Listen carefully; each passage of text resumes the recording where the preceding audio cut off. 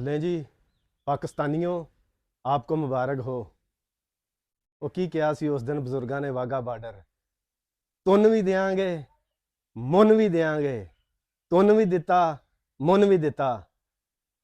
لفظوں کا چناؤ جب وطن عزیز کی بات ہو تو پھر لفظوں کا چناؤ نہیں ہوتا، آپ کے اندر کی حرارت اور وطن عزیز کے ساتھ آپ کی محبت دیکھی جاتی ہے۔ جس قوم کا لیڈر حافظ بھی ہو اور سید بھی ہو، آل نبی اولاد علی ہو، آپ اس قوم کی طرف میلی آنکھ اٹھا کر رات کو چھپ کر حملہ کریں گے؟ ایسا نہیں ہو سکتا۔ پاک فوج آپ کو سلام، حافظ صاحب، جنرل صاحب آپ کو سلام۔ پاکستان کی آپ آنکھوں کا تارہ ہیں۔ یہ وطن عزیز نبی پاک صلی اللہ علیہ وآلہ وسلم کی نگاہ کے فیض سے بنا، اور سب سے بڑی بات میں آپ کو بتاتا چلوں، گائے کا پیشاب پینے والے جو آب زمزم پیتے ہیں ان کا مقابلہ کریں گے؟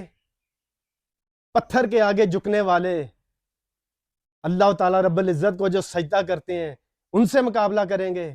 ایسا نہیں ہوگا، نہ نہ نہ، ایسا نہیں ہوگا۔ جس گائے کا آپ پیشاب پیتے ہیں اس گائے کا بچڑا اس گائے کا دودھ پیتا ہے، اس کا وہ پیشاب نہیں پیتا۔ آپ چلے ہو ہمارے ساتھ مقابلہ کرنے؟ ایسا ہرگز نہیں ہوگا۔ وطن عزیز پاکستان کے سپوتوں نے، شیروں نے 26 مقامات پر حملہ کیا اور سارا ٹارگٹ پہ لگا۔ جو پلان تھا وہ 100% ٹارگٹ پہ لگا۔ کسی بھی سویلین مقامات پر پاکستان نے وار نہیں کیا۔ اور سب سے بڑی بات، قرآن کے مطابق اور سنت کے مطابق صبح فجر کے بعد روشنی میں سینہ تان کر وار کیا ہے، بزدلوں کی طرح نہیں، چھپ کر اندھیرے میں پیٹھ پہ نہیں وار کیا۔ صرف ابھی آپ کو ایک چھوٹا سا ٹائٹل بتایا ہے، ایک چھوٹا سا ٹائٹل۔